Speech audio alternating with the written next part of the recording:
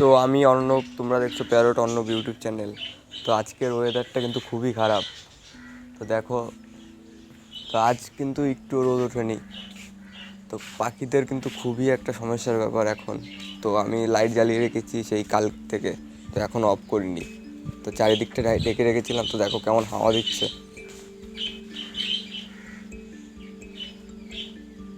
দেখো আমার ঘরটা কিন্তু চারিদিকে আটকানো থাকে, পাখির ঘরটা দেখো চারিদিকে আটকানো। কিছু কিছু জায়গা ফাঁকা আছে, কারণ হাওয়া পাস হতে হবে। বা এমন না যে আটকা জায়গার ভিতরে পাখি রাখবে।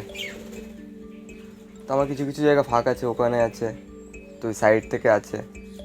তো দেখো সব পাখি নিচে চলে এসছে। তো এদেরকে খেতে দেবো তাই জন্য। আর এ দেখো সব। তো চলো এদের খাবারটা দেওয়া যাক এখন। তো এখন সফট ফুড দেবো না, সফট ফুড দেবো সেই 12টা-1টার সময়। তো তখন তোমাদের দেখাবো যে আমি কী কী সফট ফুড প্রোভাইড করি এই টাইমটায়। তোমার জল গরম করা রেডি। তো বেশি গরম করলে হবে না, হালকা একটু গরম করতে হবে।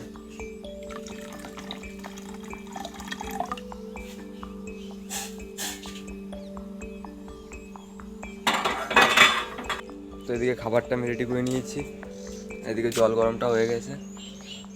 তো এখন আমি সফট ফুড দেবো না খেতে পাখিকে। তো আমি খাবার আনতে না আনতে দেখো শুরু করে দিয়েছি এটা এদের কাজ। তো খাবার এদের সব কিছু দিয়ে আছে, লাভ বাটারও আছে, আর এদিকে জাবাদেরও আছে, আর ফিন্স পাখিদেরও আছে।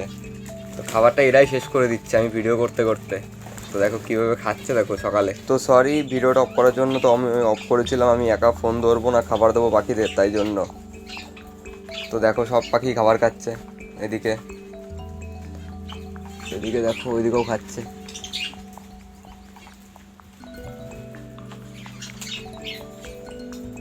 তো এখন আমি সব ফুড ওদেরকে দেবো না, ওদেরকে দেবো প্রায় 12টা-1টার সময়। কারণ আমার পাখি সারা রাত খাবার খায়। তো আমার মতন কাদের পাখিকে খাওয়াও তোমরা অবশ্যই আমাকে কমেন্ট করবে। আমার পাখি কিন্তু সারা রাত খাবার খায়। তো আমি খাবার সারা রাত দিয়ে রাখি, শুধু জলটা দিই না, খাবারটা দিয়ে রাখি। তো দেখো কী পরিমাণে খাচ্ছে দেখো।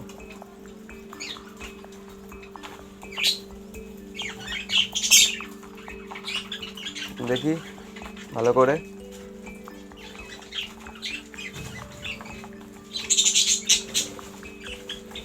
সফট যখন দেবো পাখিদের, তো তখন তোমাদের সাথে দেখা হচ্ছে। তো এখন বাজে প্রায় 2টো।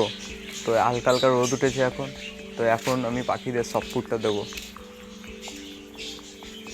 তো সফট ফুডটা আমি রেডি করে নিয়েছি। তো আজ ওদেরকে ডিম দেবো না, তো কারণ কিছুদিন ধরে ডিম বেশি খাওয়ানো হয়ে যাচ্ছে পাখিদের। খাবারটা ঘরে নিয়ে আসার সময় দেখলাম যে লাইট জ্বলছে না ঘরে, কারণ কারেন্ট নেই। আর এদিকে জাবা পাখিও খাচ্ছে।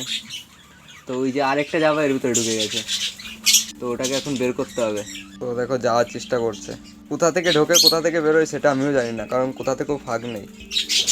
দেখো কোথা থেকে যায় ও, দেখি এর ভিতরে চলে গেছে, এবার আটকাতে হবে।